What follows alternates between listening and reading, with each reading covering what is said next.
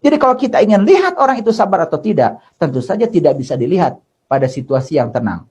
Kita hanya akan bisa melihat seseorang itu sabar atau tidak sabar pada situasi yang tidak diinginkan. Kita hanya bisa melihat seseorang itu sabar atau tidak sabar pada situasi yang kontradiktif, yang tidak diinginkannya. Nah, inilah sebetulnya. Nah, sekarang pertanyaannya bagi kita ini, ya, apakah saya termasuk orang yang beriman? Ya, tentu saja sangat mudah untuk melihat indikatornya, ya. Sekarang kita bicara secara hakikat, iman kepada Allah. Allah menyatakan di dalam Al-Quran, ya, aku yang nyata, aku yang tidak nyata, aku yang zohir, aku yang batin, aku yang awal, ya aku yang akhir. Itu dinyatakan dalam Al-Quran seperti itu, ya. Allah itu yang nyata dengan yang tidak nyata. Jadi yang nyata Allah, yang tidak nyata juga Allah. Terus yang mana disembahkan yang bukan Allah? Tetapi untuk bisa mencapai kesadaran itu, tidak akan pernah bisa tercapai kalau kita tidak mau meniti ke dalam diri. Dan meniti ke dalam diri tidak akan pernah berhasil apabila kita tidak dibimbing oleh seseorang yang tahu. Makanya di dalam sebuah diskusi Allah mengatakan, jika kamu tidak bisa beserta Allah, kamu harus beserta orang-orang yang beserta Allah. Disinilah pentingnya seorang pembimbing spiritual. Mayahdillahu fahuwal muhtadi, wa mayudlil falan tajidalahu waliya mursidan. Barang siapa yang dikehendaki Allah dapat petunjuk, pasti akan bertemu dengan seorang petunjuk jalan. Tapi barang siapa yang tidak dikehendaki Allah dapat petunjuk, sampai mati pun tidak akan pernah bertemu dengan waliyan mursidan. Wali yang mursid. Wali itu bahasa Arab, artinya adalah teman. Mursid itu artinya cerdas. Teman yang cerdas. Teman yang memiliki kecerdasan. Jadi kembali lagi pada tadi, saya berbicara kecerdasan. Indikatornya adalah melayani, memberi, membimbing, menerangi, menolong, membantu. Jadi kecerdasan itu selalu kecerdasan itu selalu aktif, ya, dan kebodohan itu selalu pasif. Itulah bedanya, ya, kecerdasan dengan kebodohan, ya. Kecerdasan itu selalu aktif, sedangkan kebodohan selalu pasif. Orang yang cerdas di setiap hela napasnya selalu memanfaatkan seluruh waktu yang disediakan semesta pada dirinya untuk terus mengevolusikan jiwanya menuju pada kedewasaan.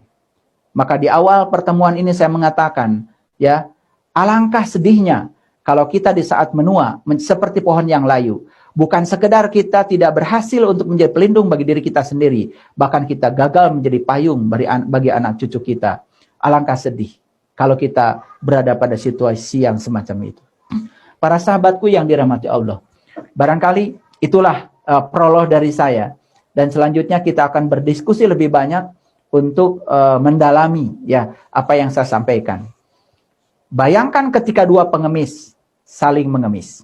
Bayangkan ketika dua pengemis yang mangkuknya kosong saling mengemis. Apa yang bisa diberikan?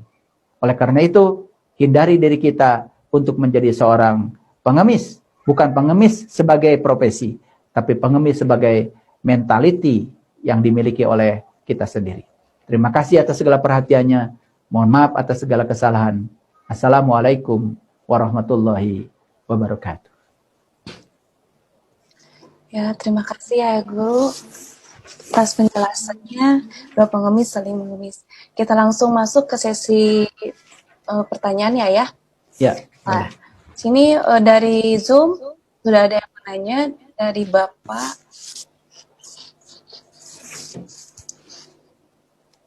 Bapak Anang. Assalamualaikum Ayah Guru, mohon penjelasan mental memberi pada ayat berikut. Apakah mental tersebut ada batasan? Dari surat Al-Isra ayat 29, dan janganlah engkau jadikan tanganmu terbelenggu pada lehermu, dan jangan pula engkau terlalu mengulurkannya. Nanti kamu menjadi tercela dan menyesal. Mohon penjelasannya ya. Ya, baik, pertanyaan yang sangat bagus dari Pak Anang. Pak Anang, ya. Pertanyaannya, apakah memberi itu ada batasan? Tentu saja, ya. Dasar yang harus digunakan adalah perintah Allah dalam Al-Quran, wa ahsin kama ahsanallahu ilaika. Wa ahsin kama ahsanallahu ilaika. Berbuat baiklah kamu seperti Allah berbuat baik kepadamu. Jadi Allah itu berbuat baik kepada setiap makhluknya itu tanpa batas. Kalau Allah mengatakan berbuat baiklah kamu sebagaimana Allah berbuat baik kepada kamu, berarti perbuatan baik itu tentu saja tidak ada batasnya. Jadi percayalah, semakin banyak memberi, semakin banyak kita menerima. Itu adalah hukum semesta. Nah, terkait dengan Quran surat Al-Isra ayat 29, itu tidak ada kaitannya dengan memberi secara fisik. Tapi Quran surat Al-Isra ayat 29 itu adalah urusan yang menyangkut soal spiritual. Ya, itu sebetulnya adalah ayat mutasabihat ya. Ayat mutasabihat. Itu adalah ayat mutasabihat. Cuman sayang sekali ya, saya tidak bisa membahas ayat itu karena ada kaitannya yang sangat dalam ya dengan prosesi untuk meniti ke dalam diri. Jadi sebetulnya walaupun ada kata-kata memberi, tapi ayat itu bukan dalam konteks memberi seperti yang saya bahas ya. Jadi memberi itu tentu saja tidak ada batasnya. Insya Allah memberi itu tidak ada batasnya ya. Itu.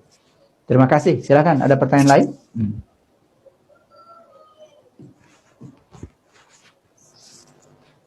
Silakan, ayah bunda yang ingin bertanya, silakan raise hand.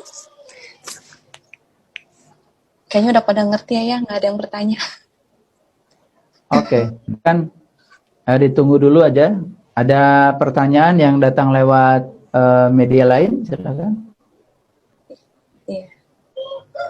Lihat di chatnya, dilihat di chatnya, lihat barangkali ada. Oh, nggak ada? Baik, Ya. para sahabatku yang dirahmati Allah. Oh, ayah, ada dari ayah Pur.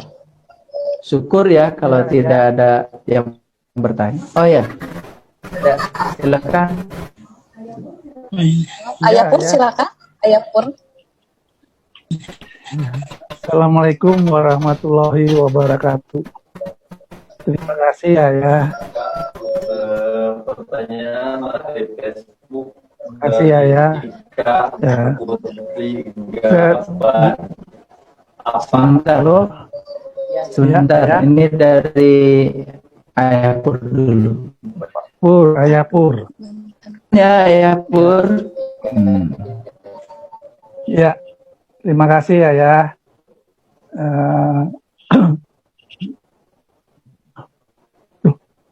Doubling ya suaranya. Ya. Terima kasih, saya sudah menyimak dan mendengarkan kajian ayah.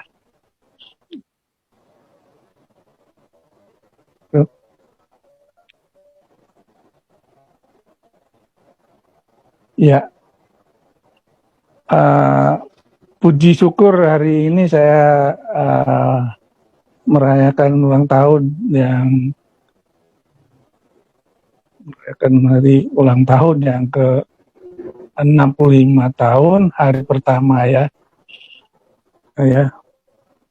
Nah, kemudian ini secara kelahiran biologis. Nah, secara spiritual, suaranya ini doubling ya.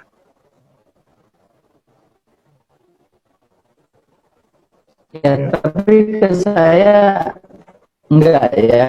Iya ya. Mungkin yang punya Ayah Pur ya. Enggak ya, Pur. Ya, teruskan ya, aja. Saya teruskan. Iya, siap ya.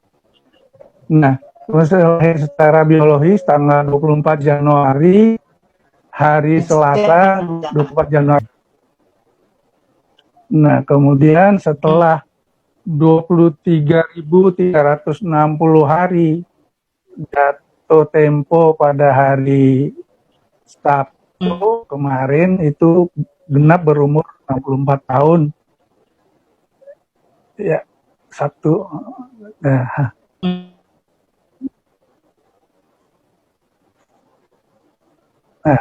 hari ini adalah hari pertama menginjak usia 65 tahun. Itu sama dengan 23.360 hari. Nah, kemudian untuk kelahiran kedua secara spiritual,